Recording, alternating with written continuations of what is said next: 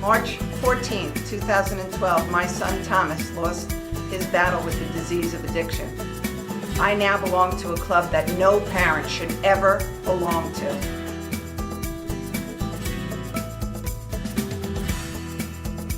Do you know the signs? Do you know the trends that children are doing in today's world?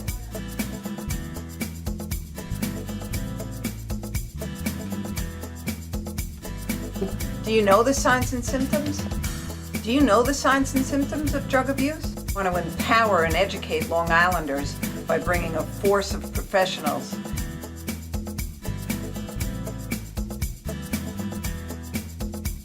and how to prevent the disease of addiction.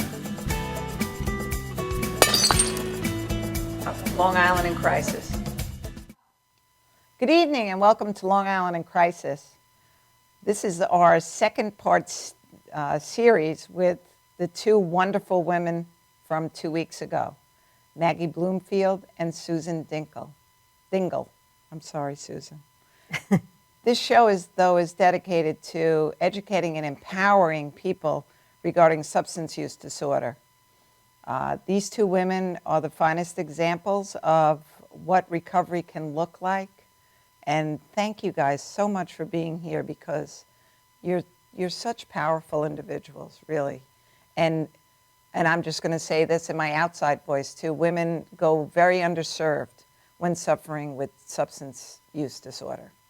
Very, their disease, I think, goes a little bit longer, especially in adolescence, because I think dad, probably more so than mom, can never imagine that their little girl, for some reason, a son, you kind of expect it from. I don't know if that's quite how you would term it, but I think girls go much further along into their disease than normal, especially in adolescence, because you just don't want to admit it. Denial, we just said it tonight, right?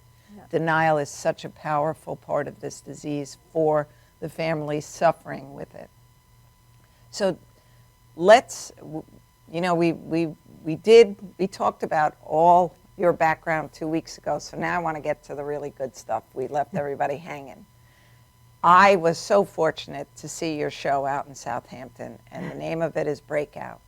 So tell me, how did you start to find your voice with your recovery through poetry? Well, I think that for me, I was writing before I even got sober. Okay. The kind of writing that I did was a lot about myself as feeling like a victim. Okay. There was a big change for me when I got sober. Over the years, I began to see that possibly my experience could help others. And so I started to look at it in a different way.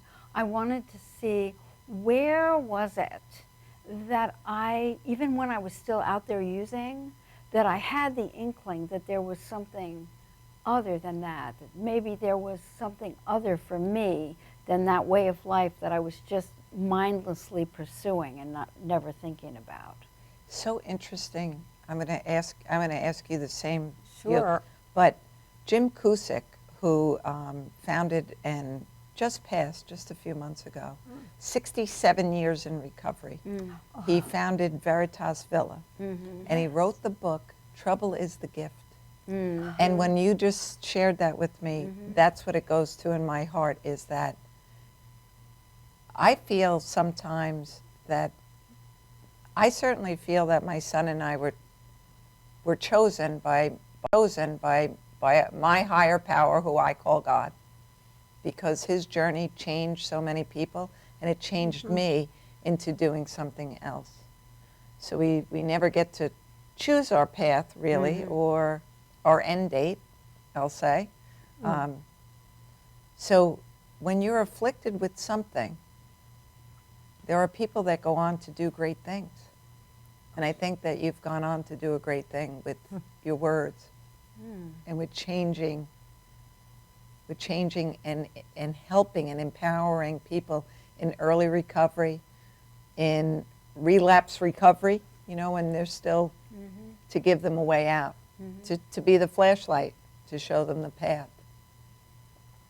Thank you. That was a great statement. Well, for me also, another part of it was that I had a child when I was out there using, a child that I had him go and live with his dad because I had my vision, my artistic life that I had to pursue and everything.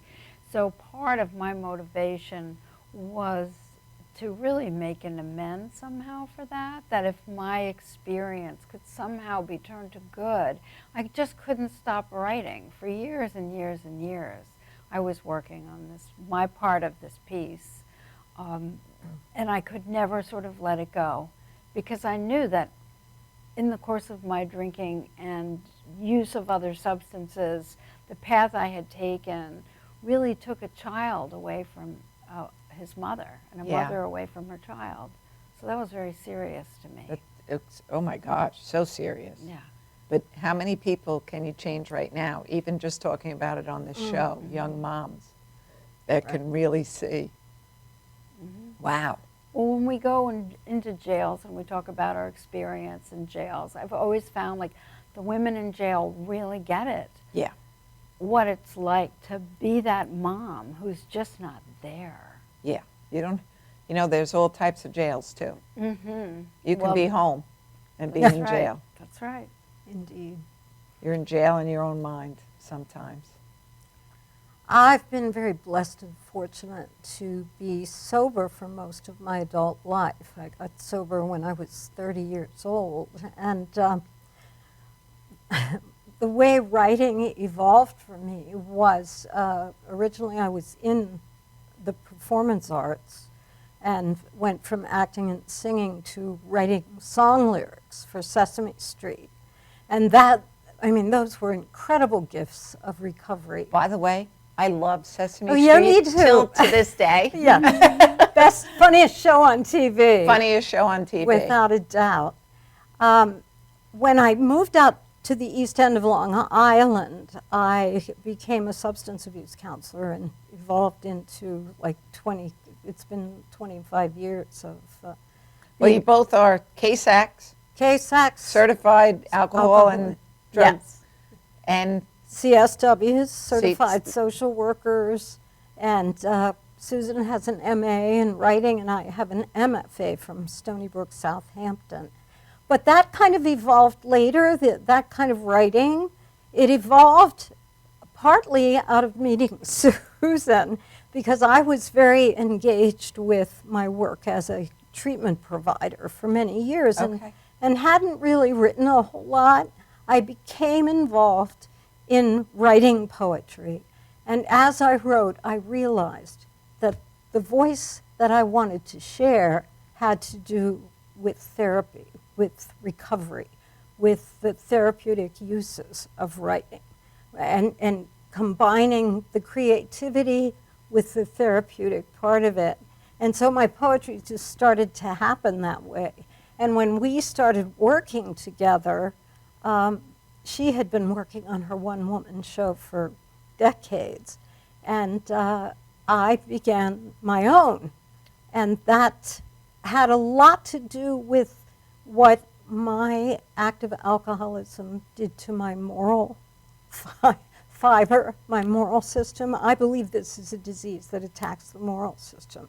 Oh, without a doubt. Yeah, without a doubt. We lose our compass. You are kidnapped. Kidnapped. I always say it. I miss my son every second of every day. Of course you do. Thomas, the addict, I don't miss any second of any one day, because such distinct personalities, two different people. Yes. Without a question in my mind. Oh my God. One Yep. driven, one kidnapped. Yes. Kidnapped, just a host Yep. doing what the host wants him to do, whatever that may be. And I was able to access that in my writing, that capture, the way my life just devolved because I was raised in a very nice family. There wasn't a lot of substance abuse. But coming back to the writing, once I started to work on kind of recording my own narrative, I just found that there was a flow to it. Yeah. And so I wound up writing a show called Broadway Booze and a Song of Life, which pretty much told my story. And we both had our separate stories. So when we decided to do Breakout, we decided, hey, let's make our 2 one-woman shows into 1 two-woman shows. And thus we started to work toward doing that, and Breakout was the result. Well, there was a little transition phase in between there. We had thought of ourselves with a couple of other poets that we've worked with. We called ourselves the Poets of Well-Being. And as the Poets of Well-Being, yeah. Yes, we still are. Yeah, with another poet named Terry Muse, we decided we wanted to present on creative writing as a therapeutic modality at the National Expressive Therapies Summit in New York City, and also at the Associated Writers Programs, which was that year going to be held in Minneapolis. So we decided we were going to present together, and we were going to raise money for our travel. So we did these salon evenings in which the 3 of us would do selections of our poetry together. And Maggie and I really noticed how well her sections being about Broadway and my sections being about Hollywood kind of naturally went together. And it was like, oh, that's so funny that they almost seemed to want to go together. And Terry's subject was different, and hers was, it wasn't associated with like a geographic place like that. So ours seemed to want to flow together, that how it could seem like the 2 worlds that were all based in fantasy and art and all of that kind of glamorous stuff, and how it led us Seemingly glamorous, I'm going to say. Seemingly glamorous. Yeah. From the outside. From the outside. But I remember being in Hollywood and wanting to have that facade. And the only place I ever told the truth was in my writing. I would write. Wow. I would be writing. I was one of those people that I wrote to stay alive. Like if I wanted to kill myself, I would write about it. I would write about exactly how I felt. And so that was like, it was a kind of truth that I could tell myself. And now when we do our workshops with substance abusers or other people, we tell people that this is the way that you find your truth. You can hear your true voice. It's so powerful to journal. Right. Yes. For whatever, you know, if you're really angry with someone, write them a letter that you never have to mail, because you get all of that out of you. Exactly. The end result is really unimportant, because you can only control yourself.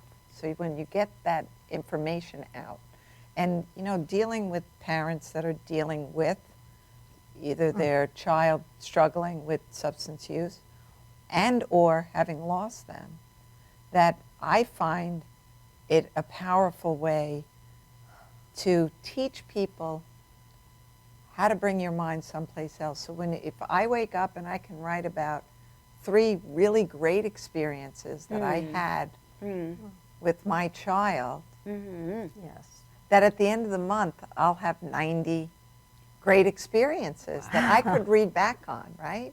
So I'm I'm thinking about the good times and not focusing on the negative all the time. There's a place for the negative, Yes. but not every single day. And I think we all decide whether we wake up happy or we wake up sad. And isn't it so much better to wake up and think about the good things? And and like I said, there's always a time for the bad things, but not when you first open your eyes in the morning. No. And I think it's so important to trust your pen. Yes. To begin to... It's safe. Right. It's so safe to write, and you never quite know what's going to come out. And it doesn't judge you. It doesn't judge you. A lot of people, I think, write better than they are able to speak. And what a gift to discover that kind of voice within you. And the work that we do really helps. That doesn't include texting. No, it doesn't. No, it And doesn't. it does not include Facebook or social media. Oh, no, no. Nothing short, no hashtags. No hashtags. It's really, having all that stuff inside you kind of come out. And it's cathartic, and it's so good for self-esteem to discover that you have that Oh my voice. gosh, yes. And I think, though, another thing, too, is that you mentioned higher power, and one of the prompts that we've used, you might like this, is like, if your higher power had a message for you right now, what would it be? And you write for 5 minutes, like a, Yeah. and the thing is that actually we do have some sort of, whether you want to call it the Holy Spirit or Yes. a higher self or whatever vocabulary you want to use, there is that inner wisdom that we all possess, and that can be accessed by writing, just to let that voice out, to give it permission to come out, and it does. And that's like such an awesome thing. We have that experience. I've used that prompt in the treatment center. And what people come out with is amazing. Incredible. They are surprised.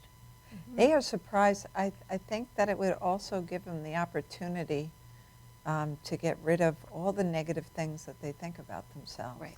And to start to write their new story Mm-hmm. about who they truly are. Mm-hmm. And Because then- that disease makes them think that they are so cut off. Yeah. We had horrendous people. We had somebody come up to us today because we did our workshop at LICR today, a guy, because it's a mixed population, a co-ed population, and usually the women are pretty open and forthcoming, and sometimes the men are too, but there are always those men who want Yeah. nothing to do with it. And he came up, and this has happened so often, and he said, I was really resistant to this. I didn't like you. I didn't like the idea. I didn't like the exercises. And by the end of the session, I felt so open and so ready to embrace this as a tool for recovery. And what a gift that is to them and also to us. Oh my gosh, to The- know that you've changed This Yep. particular one person. This particular young man had in his experience of writing, he actually had a new insight, a thought that he had never had before, and he just wrote it spontaneously. And when he read it, it was clear that something had occurred for him in that 5-minute period. And Wow. that was what really amazed him, that Yes. something different could occur. And the ability to quiet your mind for 5 minutes, that Yeah. can be a really long time Right. To focus. to for 5 focus. minutes. But just to be quiet and be safe with your thoughts for 5 minutes and have something amazing come out on paper. Well, what Maggie and I noticed when we were reading our poetry together separately, like she would read first and then I would read and so on. I have to though ask, did you get to Indianapolis? We did. Oh, awesome. It was Minneapolis. It was Minneapolis. Yes. We got Okay. there. Yeah, the Midwest, you know. We got there, and it was really awesome. People supported us. Yes, we Right. raised a couple of $1,000s for our travel For and our everything, trip. and it was great. Yeah. And it And, was all uh, writers. So it You was know, just what's wonderful. amazing to me is in this day and age, when school budgets are touched, the first thing that goes is creative arts Yeah. and sports. All the activities that give children the opportunity to tap into something that is just there. Yes. And that's so wrong, because that's the one thing that we should be tapping into more than anything, really. You know, sometimes education should take a back seat to some other things, because it is still my feeling that at the age of 18, we should be releasing healthy, well-adjusted children into the world, not someone who had at 14 had to decide what school they were going to and what they were going to major in. They And have no voice yet, right? And I think it's so important for people to grow up with a passion for something. Oh my gosh. And if they can't develop a passion for music or writing or poetry or art or sports, then they're going to turn their passions towards something else. And that Yes, they something are. is bound to be self-destructive. Yes. There's so much pressure on them, you know. Did you feel pressure as you were, you know, going through everything? Well, I think that is like more on our background, Yeah. and So in terms of the show, I think that in our writing we reflected that. In Oh the my gosh, your writing narrative, is right? so reflective of that. And the sense of living in a world in which this is what's expected. No, it doesn't occur to anyone that there could be anything wrong with this. And if I'm having some sort of problem, I just need to drink something different or Yes. go to it. My solution, of course, was to go to somewhere else. It's not working in New York, so it's going to be better in Hollywood, Of course. Right. right? Of course. Just change the location. Just change it and everything else will fall into place. My story. Because those problems aren't going to follow you there. Oh no, it's going to be. You aren't going to follow you there. Your mind's not following you there. We're orchestrating kind of a journey of like two kinds of denial. You know, I had my denial in terms of like thinking that Hollywood is going to make the big difference, but Maggie had her own. Oh, right I had in the plenty village. I had plenty of denial because I was traversing Greenwich Village and Broadway, and it was the 60s, and everybody else was drinking the same way I was Right. drinking. So denial was easy because everybody was Everybody doing it. was doing it. And everybody, almost without fail, was experiencing consequences and not seeing them as consequences. The consequences almost seemed cool. Oh, you blacked out last night? Oh, how cool. What'd you do? Oh, what did I do? I mean, we just turned our perspective to enjoying the negative, you know, enjoying the dysfunctional. It was cool. It was, and that was the most important thing, to be cool. So we never saw what was really happening and what was really being lost and squandered. There's a moment in the show where we actually do talk about the serious consequences and the statistics. Yes. And we referenced that on Long Island last year, over 600 people died of an overdose. And we take a moment in the show to reflect on that, but immediately we go back into that persona of the person who's out there and saying like, yeah, but you never think of that when you're out there, do you? You know, and that's mind-boggling because there are times, even for my own son, that he was not living at my home. I had to change all the locks because I had 2 other children at home, so he couldn't stay at my house anymore. And I said to someone who was in recovery, I said, well, he's not going to be comfortable. I don't know where he's staying right now. And he said, the thing that you're not understanding is that homelessness really isn't a problem for someone who's who's running with this disease, because they could be in a hole, and if they thought that a substance was 6 feet under, they'll use their hands to dig there. So, and I always remember that, like little lesson, and that was. And the other side of that coin is they can't be comfortable anywhere. They can't be comfortable anywhere. That's a beautiful statement. Yep. They are so uncomfortable with yourself Yes. that you just want to get away from yourself. Well, the unacceptable has become so acceptable. Yes. That you don't notice it anymore. I was homeless. Actually, now I think of it, yeah, I actually was homeless for about 6 months, but I never thought of myself as homeless. That's, in fact, one of the pieces, is that I was never really homeless because I could come up with the rationalization. Like, I can always stay on someone's fold-out couch or whatever, so I'm not really homeless. Like, not like cardboard sign by the side of the curb homeless, not that kind of homeless, but it's like the way the mind works. to justify Yes. the worst kind of situations. It's like such a really distortion of who we are, Such a distortion. right? It's amazing what you can justify. And the things we give up, it's kind of a classic example that people who drink and drive and get into trouble with it decide not to drive anymore. That's perfect alcoholic logic. Yeah. I just won't drive anymore. Well, So thank God that they use half Well, thank God they logic. do it, Yeah. but that's the logic. That's the logic. It makes perfect sense to me. I just won't drive anymore. I Or wouldn't I think just of won't giving up drink drinking. Southern Comfort anymore because I must have had a really bad reaction to that. Right. Right. If I There's just- always a justification. I just wanted to say something about our choice of using poetry Yes. rather than other ways of telling the story. As people are now really discovering, because of the great success of Hamilton, Yes. Yeah. poetry is a very powerful way to tell a story from the inside out and bringing the audience into the emotional landscape of what's going on.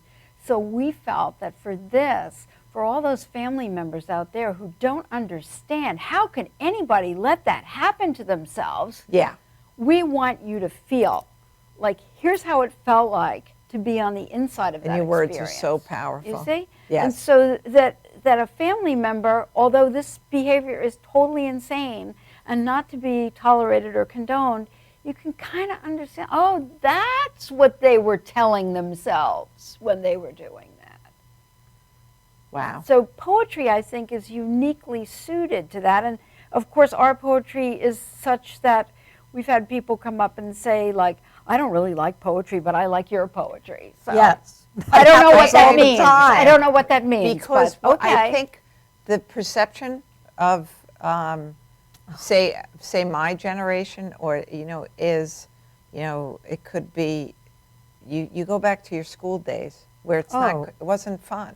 No. So when you think of poetry, you think of something from school, not necessarily, because I don't know how many people honestly read anymore, or really have time to Seriously. pursue reading other types of venues of, literature or Well, poetry. Thank God for Hamilton. Thank God for Hamilton, but Indeed. and thank God for you guys. I have to be honest, because as a family member that's experienced that, Yeah. you hit everything right on the head, Wow. very succinctly, Thank Well, you. that's very what poetry succinctly, does. It's and it disturbing and bam, and then you got it. I get it. It's a concise Yes, glance into the human soul.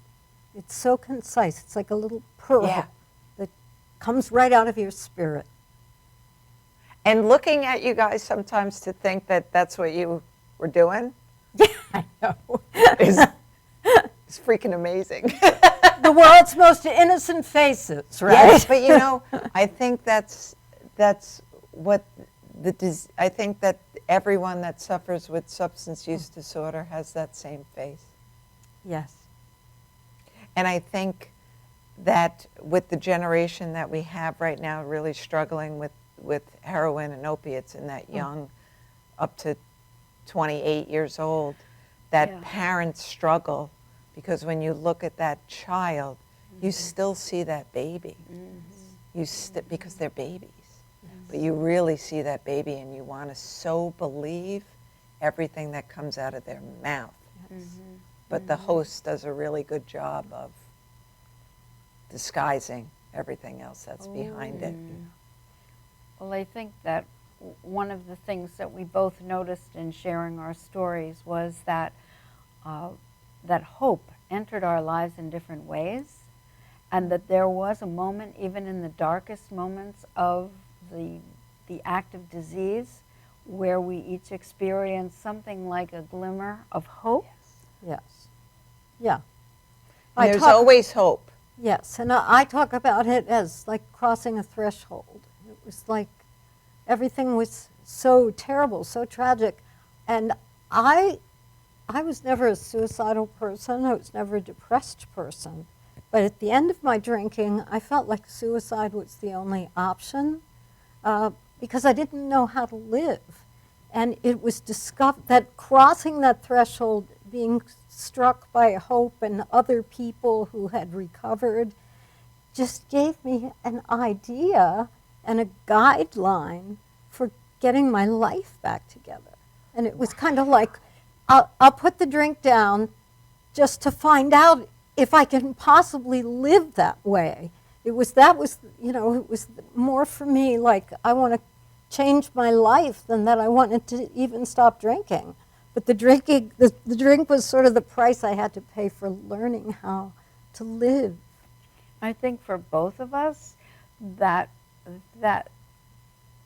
was a moment of like a higher power intervening. And in Maggie's story, it was meeting someone that she actually could care about, a relationship that was so touching, right? Yes. Yeah, somebody who just didn't buy into Somebody who wouldn't take me. your Yeah. stuff. Yeah. Yeah. Took it for That a while. wouldn't Took it wouldn't for a accept while. it, right? Yeah. But then didn't want to leave you behind. Exactly. But the picture that I had when you just described that is there's a little cartoon, and it says, you know, when you're praying and you're trying to do the things that you do, and you're digging that tunnel, and you give up, and you had one more hit with the shovel, and you were through to the other side. Yes. When you decided to quit. And that's the vision that I just had with you. And I think that so many people struggling are almost there, and then they go, screw it, I can't. Don't leave before the miracle happens. Don't leave before the miracle happens. We're going to be right back after these messages.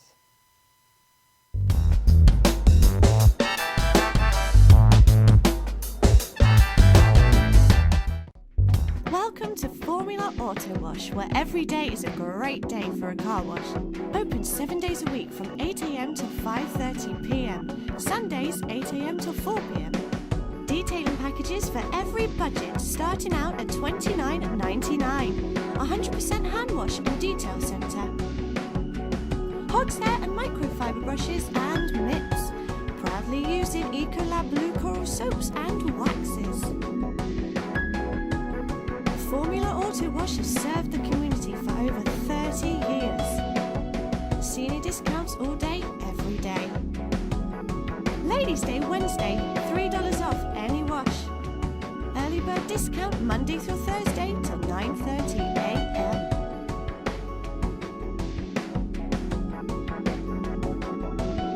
Check out our website, formulaautowash.com.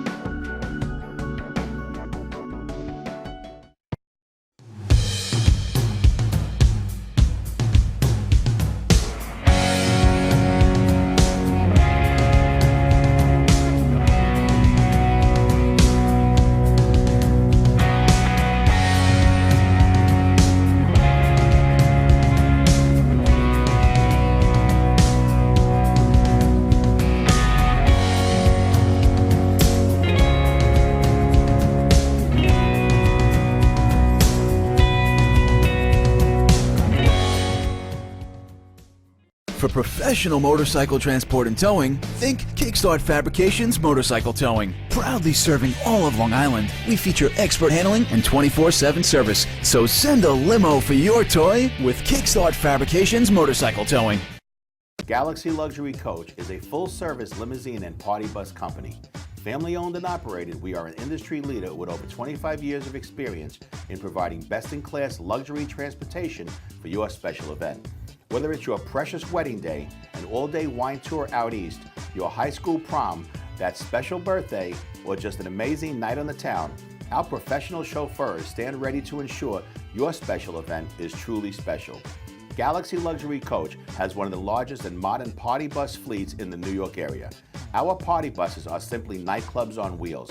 Concert sound systems, light shows, lasers and strobes, multicolor LED lighting brilliantly lights your party bus inside and out. For corporate and more laid-back events, we will cater to your specific needs and requests.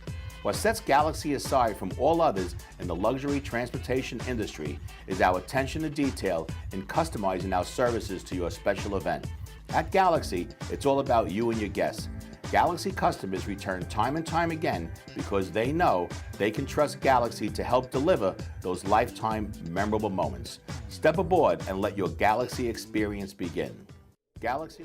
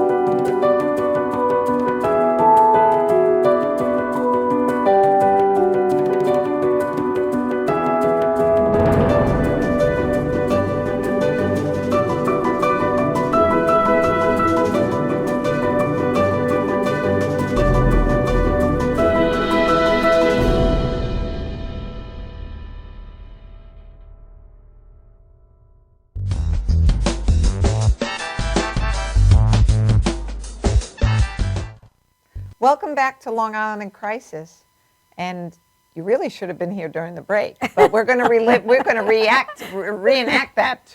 that scene. So, talking about writing, truth, and recovery. So, go ahead, Susan. Tell that story. We were talking about how does recovery begin? It begins at a moment. And it might be a moment in which someone we love says something brutally truthful. Yes. Mm-hmm. And I was recalling that for me, it was my son's father saying, "You really blew it this time," when my idea of a Christmas call was at 2 o'clock in the morning. Yeah. And then...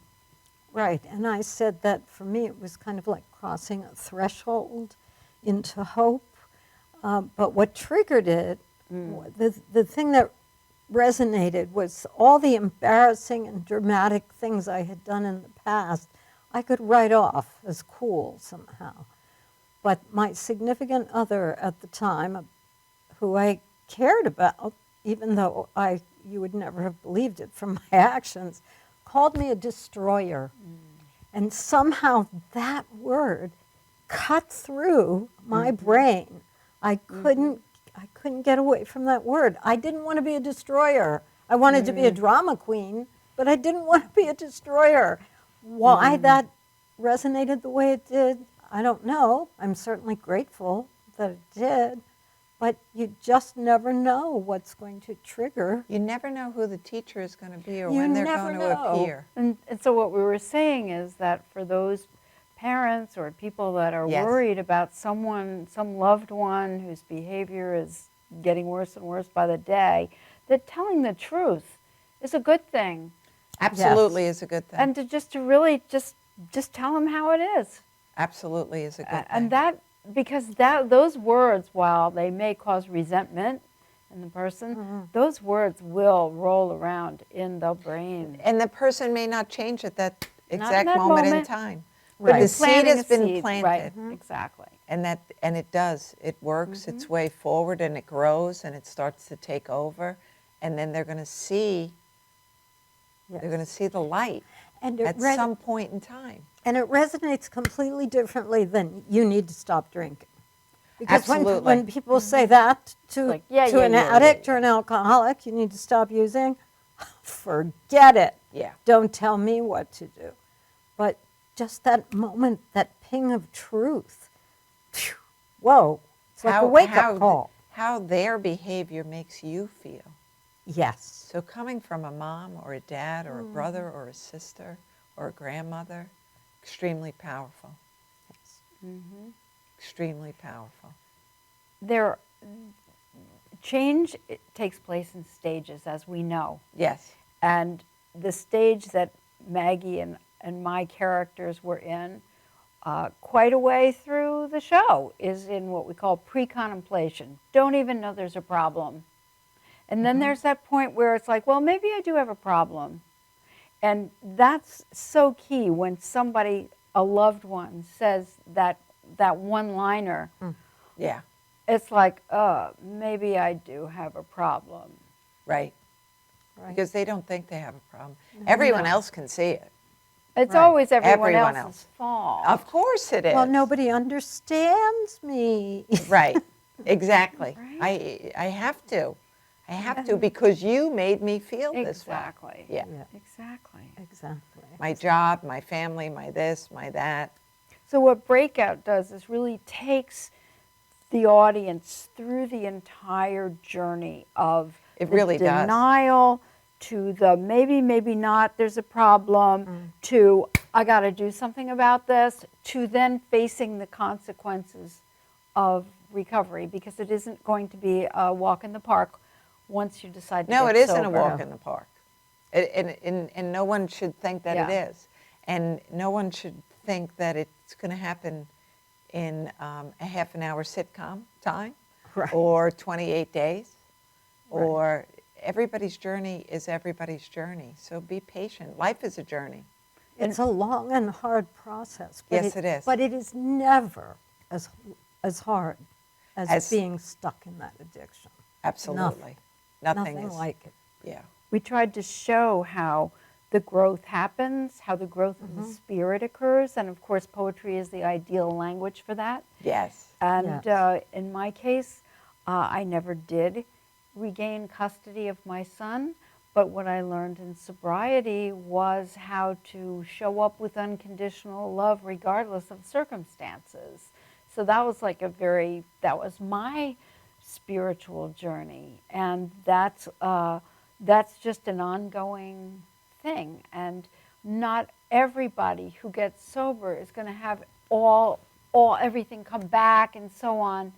There are going to be losses that are not going to come back, and to be able to stay sober no matter what is Yes. really an important message. That's so important. You know, I was at the villa not that few weeks ago, and while we were there, and I share with people in treatment, Sure. when my son passed, I didn't drink. I could have been prescribed. Oh, No yeah. doctor any doctor would have prescribed me anything, Oh, yeah. sleeping pills, Oh, sure. anything. And I said, no matter what, 6 hours, 6 days, I had to sit through those feelings of grief and loss and everything else. And do you know, not 10 minutes after I had left there that day, that one of the patients, their wife came up and their son had been discovered, passed from an overdose.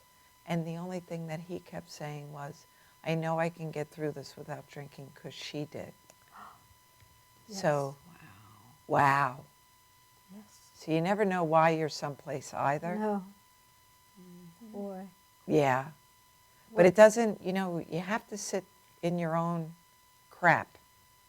You certainly do. I think you have to go from self-awareness to all that inner work to Yes. fill that hole in the soul that you just got rid of what you perceived as your best friend. Yes. And you have that hole, and unless you fill it with something With wonderful. light. I With call it light. With light. That's the Light and best. love. Light and love.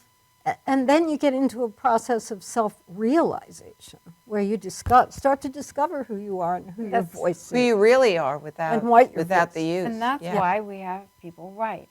Right. 5 minutes a day we say, whatever comes into your mind, just write. Yeah. Because this is your voice that is being able to be expressed being for the born. first time. It's being Being born. born. Yeah, exactly. Just coming through. What a Yeah. beautiful thing. Pretty So exciting. the show, I mean, I thought it was brilliant. I have to, Thank not you. because you're sitting here either. So, I'll tell everybody else this real story later. Now, you are actually showing up at a women's prison, Yes. and you're going to share all your writings with it. And while you're talking to the audience, we are the inmates, which is great. Yes. But what a great way that you really brought us right up. Or I guess we should really go down first if we're on the roller coaster.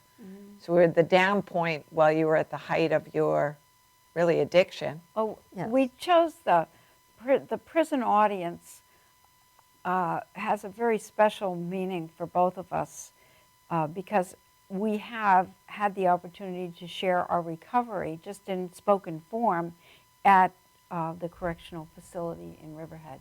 And what I found there was that I was able to tell the real story of leaving my son and all that because I knew those women wouldn't judge me. Yes. They've been there. Yeah. And so I felt like a special kinship with those women who had really experienced the shame. yeah. Right? I mean, we were talking about this earlier, that for women, there's a different dimension to recovery that rarely is addressed. There isn't a woman out there who hasn't experienced the depths of shame and trauma along with using and abusing whatever substances. Yes. And so we wanted to go to that most vulnerable place, that most vulnerable population, Yes. that population most in need of hope, and we wanted to be there. Well, women in today's society are expected to be business people, run a great home, be the perfect mom, be this, be that, be all of these things, which is really unachievable by any strength. You know, it just is. You do the best job you can at the moment in time that you are. Mm-hmm. And that's not a failure. Mm-hmm. That's being human. Mm-hmm. So yeah, and not to be judged Mm-hmm. by someone pretending to be perfect. Mm.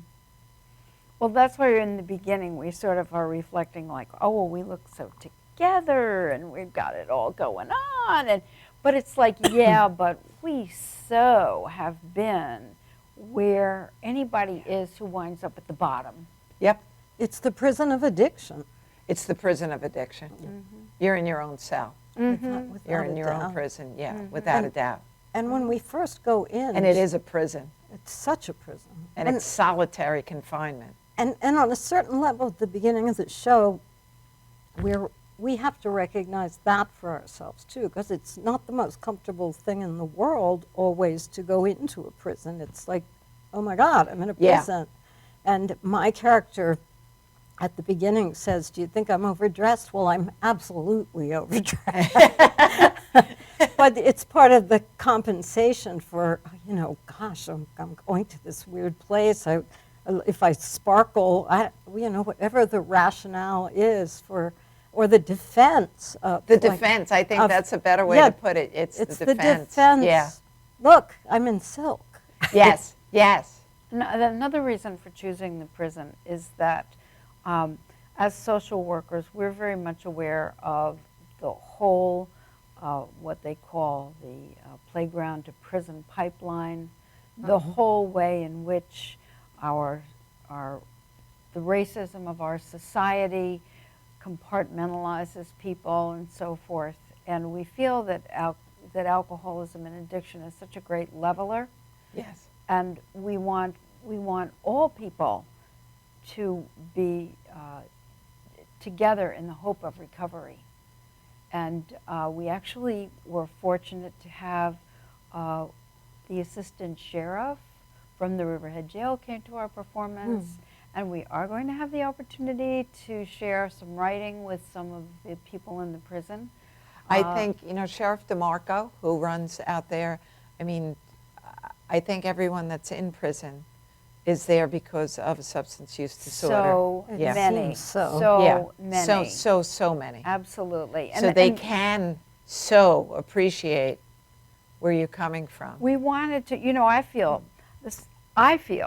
that people in prison are still part of our community. Absolutely. Right? And when Pope Francis was here and he went to that prison in Philadelphia and he really talked to those folks like, you guys are part of the community. Yes. You're in here, we're out there, but we're still together. And I really feel that's very important for people who are incarcerated to know that they are part of our community. You know, there by the grace of God go I. Is that the only Absolutely. thing? I think that's the only thing we have to remember for almost everything It's in our top life. yet. And is, we said that- okay, So we didn't- always say, oh, well, he's a good boy. don't go near them, that's a bad family. Right. We're all good parents, we're all good women, we're all good men. We make poor choices sometimes. That's It has exactly right. nothing to do with being good or bad. It's healthy and unhealthy choices. And unfortunately, some of us are stricken with a disease Yeah. that goes on to really ravage. Yes. And Your soul. we say that, you know, at the beginning of the show, we could easily be where you're sitting. It's Yeah, only by the I know, grace that's of why- God that we managed to get sober Before you got bef- caught. Before, exactly. I should Before have you been in got jail caught. so many You know times. what? I don't think there's anyone, we've all made decisions that we probably shouldn't have, Oh, especially as teenagers. Driving when you shouldn't have been, Ooh. whether you've been drinking or not drinking, you know, whatever you were doing, we've all done things that by the grace of God, you squeaked by Yeah. and you didn't get caught. We thought it would be really cool to have people in the audience, just a regular audience, try on what it's like to be in that place where whatever choices you made wound you up here Yeah, and you are in jail. yeah. And so it was kind of like talking to the audience as though they were those people. Because as you say, it's just a question of choices. Why you're not in jail right now is because you made a choice and somebody else made a different choice.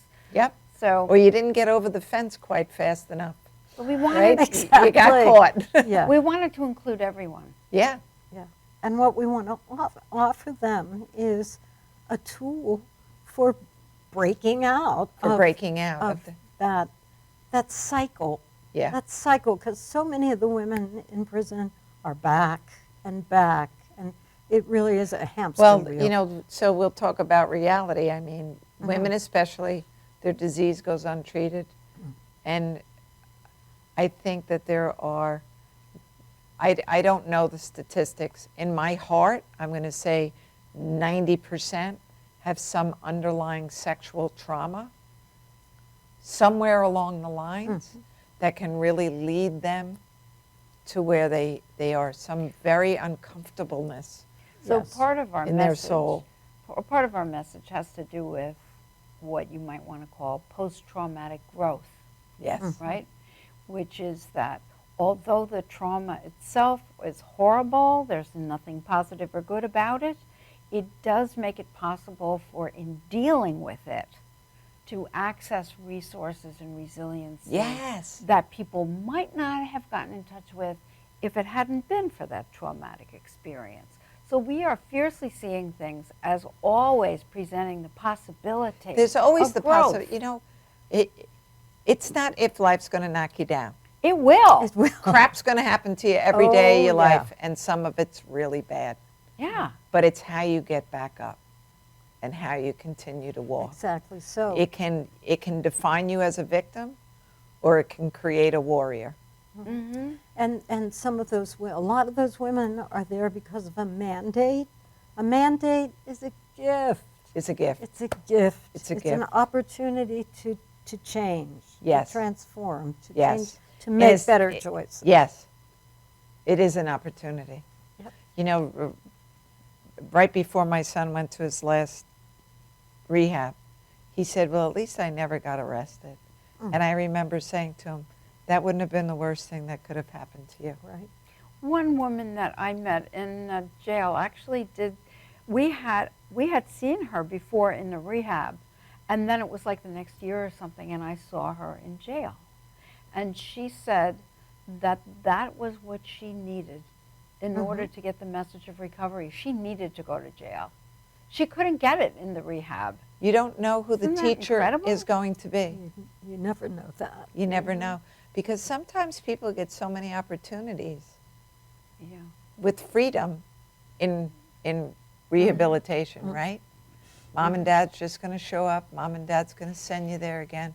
Sometimes the reality of an outside force that says, no, your butt is now mine. And now you belong to the state of New York. And that's where you're going to sit. Well, the gift of desperation can come in many different forms. Yes. Yes. Yes. That's for sure. you want to share any of your poetry with us? Sure. Okay. How could we say no to something? How nice? could we say no to Because that? I'm mesmerized by it. Well, I can do the poem that I do at the end of the show. It's it's not too long, I guess. It's about recovery. It's about Okay. my process in recovery. It's called To the Voices in My Head. I do not apologize to you. I do not apologize to you. I do not apologize to you. Nothing I could say could wipe away your indignation at my being me. What you see is not what you see, what you want me to be. If my eyes were brown instead of blue, it would not pacify. You want me down, and I am up, up, up, designed to overflow this cup of life, regardless of how many no's you hand me, with supposed affection focused on control. I have another role, not daughter, friend, or wife, not slave to negative ambition. I have another mission, to move, to dance, to grow as tall as redwoods if I choose, regardless of how many taunts you hand me from childhood haunts. The message is the message. It's a mess about age. You clutter up my stage. I'm whiting out the page and covering it with rant. Don't tell me I can't transcend the ravages of growing old with the power of my rage. Your messages of no, of stop and end must go. I do not internalize, for I will be recognized. I do not apologize. I do not apologize. I do not apologize to you. Wow. I have no words to answer that, Susan. I'm just going to let you. Well, that's really hard to follow. It is. Well, But, and these women deserve to be on Broadway. thank you. Well, I'm going to be speaking from a different point in the story, more at the point where my character enters the darkness. And I know that I need to be sitting for your frame, but I need to be standing to do You can it. stand. Is that okay? Can I stand? Yes. Can I stand? I'm going to stand. She's coming to. I can't actually Yes, you can. stand. Okay. See, I you- gotta stand. She's going to stand. You're going to take out the show for us, too. But I'm just gonna, going to. Everyone's being patient. No worries. This is Okay, kind yeah, of. yeah. Okay. There you go. Okay. It's hard to find a friend in Hollywood land. Everybody's always on the go. Their white cars glisten, but they only listen to the radio. So I went to the zoo in Hollywood land. The baboons shook their bright red butts, but I said no. I don't like sledding and I don't like snow. The snakes were sleeping in piles along the glass, so I left real fast, afraid they'd hiss or make a pass or try to kiss me. I got so lost in Hollywood land, I wound up at the tar pits at La Brea. No one was there. Not a single mastodon was left to say hello. They're all out playing in the snow, though they leave their bones at home at La Brea. By Thanksgiving, I didn't have a prayer. So I left my message on an answering machine, and it clicked on and said, hello, we're all out playing in the snow. The jasmine spills its blooms, its night perfumes, and the jade flowers look like snow. And the gardeners roll up the sod on the lawns along Rodeo like they're God. God, by Christmas there's a strangler roaming Eagle Rock. And I wonder if it's someone that I know. There's so much snow, you can't ever tell. Well, I wonder what happened to Hollywood land. What happened to the mastodons we loved so well? They left their footprints in the front of the theater and their stars along the boulevard. Their feet were small, but we loved them all.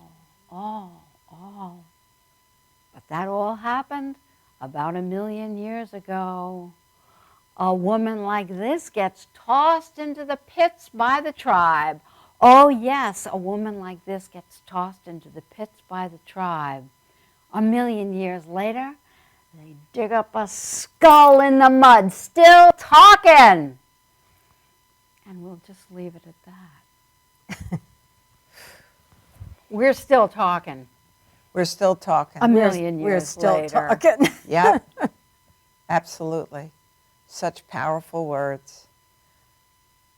You'll come back again and share more about the story. Absolutely. And the thing that I will close this out with is that everyone needs to find their voice through writing, and that I thank you for going into treatment facilities, but we need to get you into colleges. We need to get this much further along, because people have to find their way back to themselves. Mm. And if we don't start finding a way back to ourselves, we have no tomorrow. Thank you for joining us tonight, and we'll see you next week.